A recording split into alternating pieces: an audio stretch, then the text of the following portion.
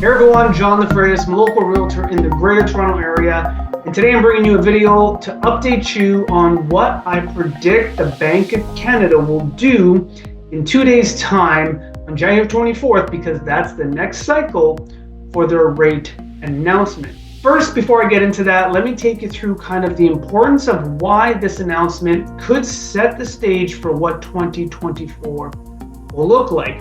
The back end of 2023, as most people are well aware, the Bank of Canada held flat on several rate announcement dates. That was a good thing. That was adding some stability into the marketplace, helping people to better understand whether or not they'd be able to afford to get in or transact. However, their language as they held flat was very conservative, and it typically is of the Bank of Canada. They're very skeptical that inflation will continue an absolute downward trend, so they're conservative in terms of their speech related to whether or not there'd be any more interest rate hikes. Now, that is a tactic, I'm sure, of the Bank of Canada just to instill enough fear to suppress spending. Because when you look at everything that is trending in 2024 and what is out there by analysts and experts in the industry that are looking at the economy and what needs to happen, what we're expecting is that there's certainly going to be decreases that are going to happen in 24. Even if you go south of the border, it's been clear that the US Fed has already said that they're going to likely look at 6 decreases throughout the year.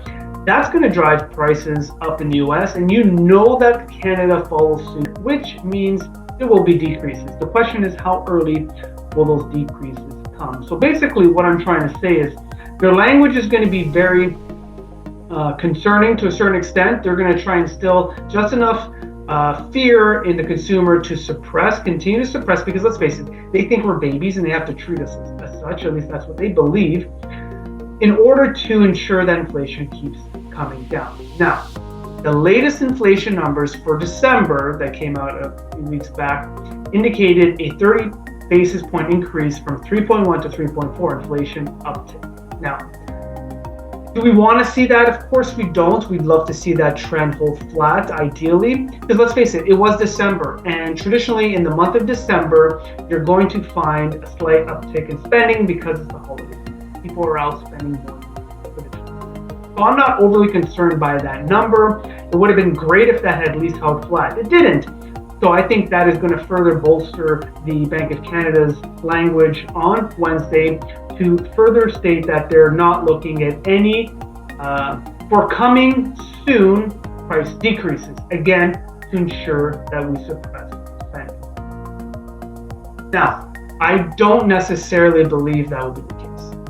It's very possible we won't see the first price decrease until June, okay, which some analysts believe is the case. But I suspect that we'll likely see a price decrease potentially in March, a quarter basis point in March, assuming that inflation continues to tick down at the next cycle. There's a very good chance we'll see that, because they don't want to plunge us into a deep recession.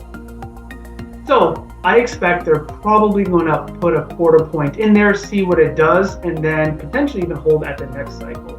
And then alternative cycles, if the trend continues, you might see another quarter point decrease. Anyhow, what does that all mean if that does hold true for the marketplace? So if they hold flat, which they're likely going to hold flat this cycle and even like the next one, I still believe that there's going to be an uptick in activity. Why? Because we see it right now. We're seeing more activity this January than we did in January a year ago, and the buyer pool continues to grow. Let's face it, a lot of them have been holding off, waiting to anticipate a bottom end, and they're starting to feel that we're there, especially with all of the narrative that's going around about where the market, where the interest rate is going to end up landing eventually over the course of 2024. So the buyer pool is growing. So more people are going to feel that they're going to get into the market at a good price. The only thing really suppressing many buyers and sellers, well, buyers really, from transacting is the higher interest rate.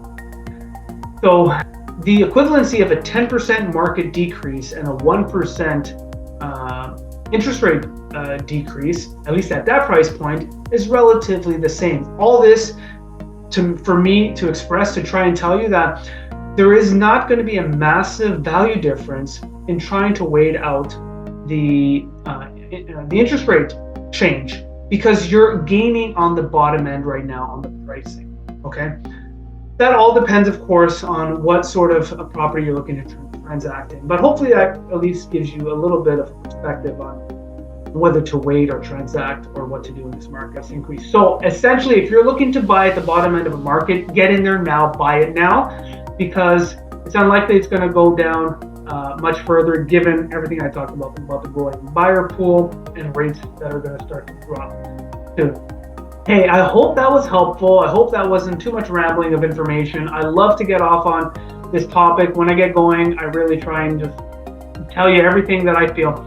But if you want to know more about what's happening in the real estate market, or you just want to talk real estate in general about your specific situation, or just chat, I love to talk real estate all the time. I'm always available. You can reach out to me by phone or connect with me in any of the methods through social media as you like. Hey, hope you enjoyed that, and I can't wait to bring you the next market update in months.